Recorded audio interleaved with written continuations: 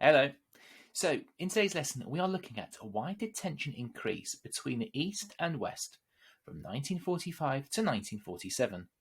We've got two learning objectives. We're going to try to understand why that tension increased in such a short time frame from 1945 to 1947, and then evaluate to work out what we think the main reason for this increase in tension was. Now, as always, there's a worksheet for you to complete as you go through this lesson, and any questions you've got, feel free to contact me, gbrown@stopseyhighschool.co.uk.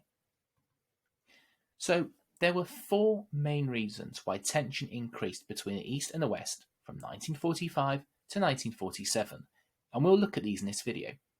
They were the atomic bomb being dropped, the long telegram and the Novikov telegram, the creation of Soviet satellite states, and Churchill's Iron Curtain speech.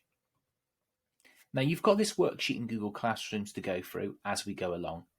So we've got our four reasons on the worksheet, and every time we've looked at a reason, the background will change on the slide, so you'll know to look back at that section. And you need to write down your worksheet, sum up what happened, just a few words, what happens there, and explain it as clearly as possible. And then try to tell me why this caused tension, why this caused mistrust between the East and the West. Now, this final section with the tension out of 10, I would leave that until the end because you don't want to be rejigging those numbers around. So tension out of 10, 0 is no tension was caused at all. This wasn't an issue.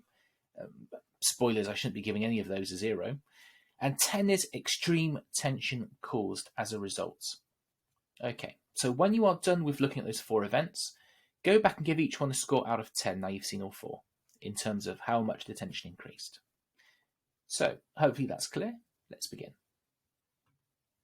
The atomic bomb being dropped. Now, you've studied this before, of course, but in August 1945, just a few days after the Potsdam Conference ended, the US dropped atomic bombs on Hiroshima and the second bomb 3 days later on Nagasaki.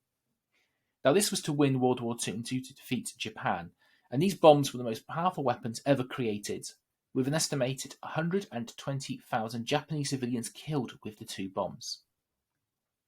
Now, this didn't just win the war for America, but it had dramatic effects for both the West and the East. Now, the USA felt more confident about negotiating with the Soviet Union as a result and being tough with them because they had superior weaponry. Western European countries now felt more secure about allying with the USA and getting protection from the USA because they had just shown that they were the most powerful country in the world with the most powerful weaponry, and they seemed far stronger than the Soviet Union. However, these were negative effects for the East. Stalin felt he had to make the Soviet Union secure. He feared an attack.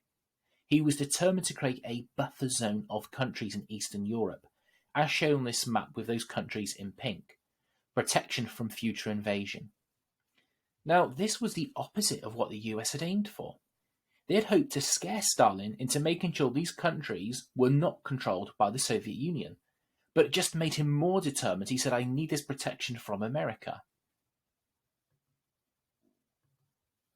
Okay. Next one then, the Novikov telegram and the long telegram. So, both sides wanted to know how the other country truly felt about them, and they had the chance to find out by contacting their embassy in each other's country. Now, if you're not sure what an embassy is a building which will help people of a certain nationality, and they can be used for talks when needed as well. Now, many countries have embassies in others' capital cities. So, for example, these are two photographs from London. These are two embassies. Can you guess which country these two embassies belong to? Well, I'm not really going to give any marks if you got this one being America because the flag's there. And look at how grand the building is. Look at how well designed the building is. And that clearly shows the importance between our relationship between England and America. This is far more impressive if you got this one correct. This is North Korean embassy. And again, maybe it shows because we don't have that sort of relationship. They don't have the same grandeur of building. So, for example, how would this work? This is the Polish embassy in England. And if I was Polish and I lived in England and I had a concern, I could contact them for help. So that's what the embassy does. And at this time, with these two major countries, as you would imagine, In Russia, there was an American embassy, and the person there was George Kennan. And in America, there was a Russian embassy, and this was controlled by a man called Novikov. So both of these men were in the enemy's countries, and they could report back what the general mood was like, what that country was saying. So the first time this happens is America reporting to Kennan. This is the 22nd of February 1946, and it's called the Long Telegram. Now the reason for that is because telegrams are normally just a few lines and that's it. But this was a very long report detailing what the Soviet Union thought about America. And Kennan said Stalin wanted the destruction of capitalism, and we can see that in this line. We have a political force committed to the belief that our traditional way of life be destroyed. So Stalin is trying to destroy the American way of life. He wants capitalism gone. And Kennan also said Stalin felt threatened by the world outside of the Soviet Union, and the West were looking to destroy communism. But Kennan said that the Soviet Union was not suicidal. They wouldn't go to war with the USA no matter what. And if the USA was strong, and they gave strong resistance, the Soviet Union would back down. And Kennan said, the problem is within our power to solve without military conflict. Which basically means, if we are strong against the Soviet Union, if we don't back down, they will back down first, they will blink first. They do not want to go to war with us. They know our technology is superior. And like I said, Russia had the same idea a few months later. So the 27th of September, 1946, the Novikov telegram. And Novikov was the Soviet ambassador to the USA, and he reported back to Moscow on life in the USA. So Moscow said, what's it like over there in America? What are they saying about us? And Novikov reported back, I'm in America, and the USA want to use their massive military to dominate the world. We know this because he said in the line, US foreign policy had been characterized in the post-war period by a desire for world domination. And that basically means, since World War II's been over, America wants to control the world. They've got involved with other countries. And he also said that since Roosevelt, the former American president, had died, and don't forget Roosevelt and Stalin had a very good relationship, but now he had died, the USA no longer wanted to cooperate with the Soviet Union, and that USA citizens would back their government if war broke out. And we know this because he says in the telegram, they are intended only to prepare conditions to win world domination, which means America wants to control the world, and that includes the Soviet Union. Now, this report made the Soviet Union concerns, because if this was what the USA were thinking, then it was essential to develop as much protection as possible in Eastern Europe. They needed to get that buffer zone. They needed to get as many countries on their side as possible. So let's look at a third reason now, and hopefully you're working through that worksheet as we go along. Pausing it, we're on reason number 3 now. Eastern European control. Now, Stalin had liberated Eastern Europe from the Nazis. However, he had kept his army in each country after the war was over. His tanks and his army didn't leave each country, they stayed there.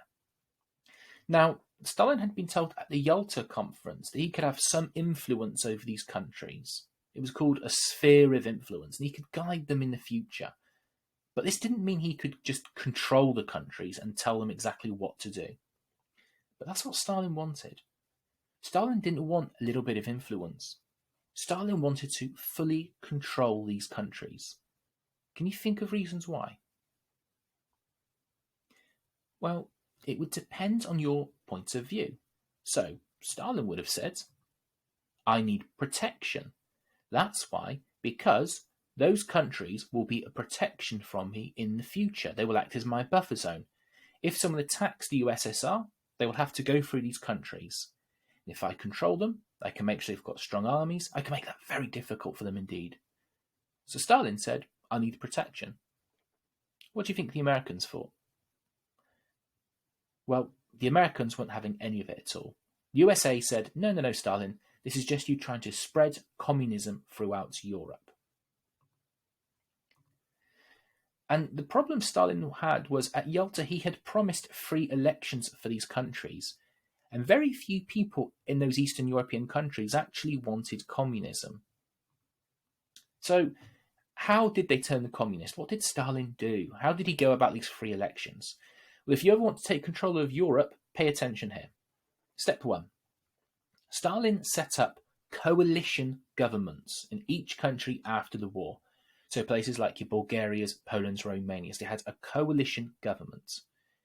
This meant the Communist Party worked with all the other political parties. There was no clear leader. All the parties who wanted to be elected worked together before the election was held. But then, backed by Stalin, the communists took over areas such as the media and the police force in each country. Now the communists control the media, they can spread propaganda in newspapers to make the Communist Party seem more attractive. Now they control the police force, you can actually arrest potential political opponents, people who might win the election. Opposition leaders in those countries were now at risk. People who might have taken power from the communists, people who might have won the election, they were now arrested, or in some cases they were killed. This is probably the most famous of all, Jan Masaryk, who was a Czechoslovakian ministry who essentially was killed, and the Soviets said he committed suicide, and it was very dubious. Next, election day. So the elections were held, and now there's far fewer choice. And in many countries, it was just the Communist Party to vote for. But these elections were fixed. The Communist Party would intimidate voters. They would be stood outside the voting booth to make sure people were scared to vote Communist. And the Communists also counted the votes as well. So these elections were rigged. So what happened in these countries? In the end, a communist government was announced in each country, and it's hardly surprising. These were called people's democracies, to stress that people had freely chosen the Communist Party. There had been a democracy, there had been a free election like Stalin had promised, and the communists just happened to win all of those elections in Eastern Europe. So Stalin did get control of those countries. Let's see the year range. So Bulgaria and Poland, 1945. Romania, 1946. Hungary, 1947. Czechoslovakia, 1948. So in a very short space of time, Stalin has completely controlled these countries. And like we've said before, they're known as the buffer zone because they would protect the USSR from an invasion. I like to think of it similar to a doorman at a nightclub breaking up a fight. If you want to get to the USSR, you've got to get through that buffer zone first of all. That's going to be very difficult. Now, they're also known as satellite states because they look a bit like satellites. Each individual country looks like a satellite orbiting Russia, waiting for commands. Now, the West was shocked by this spread of communism, and they realized they would need to get tough to stop communism spreading any further, because it looked like it was spreading throughout Europe. Final section then, the Iron Curtain. Now, in 1946, Churchill was no longer Prime Minister. He'd lost that election in 1945. But he was still a very powerful individual who people wanted to listen to. And in 1946, Churchill made a speech on a visit to the USA. And he gave this speech saying the Soviet Union was a threat to freedom and world peace. And this speech would have been made global. Now, why did Churchill do this? Well, he was provoked by the spread of communism in Poland, Romania, and Bulgaria. And don't forget, Churchill had always said that Stalin wanted to spread communism. Churchill had always been suspicious of Stalin, even when they were allies, and it looked like he'd been proved correct here. So what did Churchill say? He said, an iron curtain has descended across the continent. That obviously means Europe there. Behind that line, all are subject in some form or another, not only to Soviet influence, but also to a very high and in some cases increasing measure of control from Moscow. So what does he mean by that? Well, let's look at this picture here. That black line suggests the divide in Europe, the Iron Curtain. And Churchill is saying that all the areas behind that line, so the countries in red, they're not just being influenced by Stalin now, they're being controlled by Stalin, and that's not what was agreed. That the Soviet Union is now controlling Eastern Europe. Now, Churchill checked his speech with President Truman beforehand. They were on a train together travelling. This told Stalin as a result the USA believed this was true. Because if the USA didn't think it was true, there's no way that Truman would have let him make this speech. This, alongside the Novikov telegram, increased tension and mistrust between the East and the West. But was Churchill correct? Well, there was a physical Iron Curtain as well that was set up across Europe. Barriers were set up along the eastern country borders, and this made it hard for the people to see what was happening inside East European countries. So prisoners of war were used that the Russians had captured to set this up. So you've got barbed wire, you've got guard posts, and that meant it was very difficult to travel from Western Europe to Eastern Europe. So a barrier like a curtain was set up. And it also made it hard for people to escape communist countries as well. And we'll look at that in future lessons. And this secrecy led to mistrust increasing between the sides. And this is one of my favourite cartoons of the Cold War. And you can see here, it sums it up perfectly. You've got this barrier all across Europe. You've got no admittance by Order Joe, that's Joseph Stalin. You've got Churchill trying to look under that curtain, trying to find out what's happening. And you've got someone running away there, scared of communist Europe in the background. You've got the guard posts. You've got the Soviet Union industrializing these countries, and you've got the media trying to find out what's going on, but no luck at all. It's a really good illustration that shows the tension at this time. So, first of all then, task 1 should have been completed by now. So go and add detail to those 4 events, and go back and check your tension. What are you giving that out of 10? Remember, 0 is no tension at all, and none of those should have a 0. 10 is extreme tension. Be careful with that. Don't just give each one a 10. Try to think about it a bit more. This is progressive. And then when you're done with that, task 2. What was the main reason for the increase in tension between the East and the West from 1945 to 1947? So which of those 4 events do you think was the main cause? Are you blaming the Iron Curtain for this? Or are you looking at the telegrams? Possibly it starts off with the atomic bombs. It's up to you. But pick one of those 4 reasons and explain why you've chosen it, why you've not chosen the other one as well. Pause the video here and then press play to continue. Okay, and that is it for today's lesson. Thank you very much as always. So we should have a completed worksheet with tasks 1 and tasks 2. Please make sure you press submit so your teacher can see that work in Google Classroom. And like I said, any questions at all, feel free to contact me, gbrown@stopseyhighschool.co.uk. Now all that remains for me to say is thank you as always for completing today's lesson. Please look after yourself, get some fresh air and exercise while you can, and I will see you soon. All the best guys, take care. Bye bye.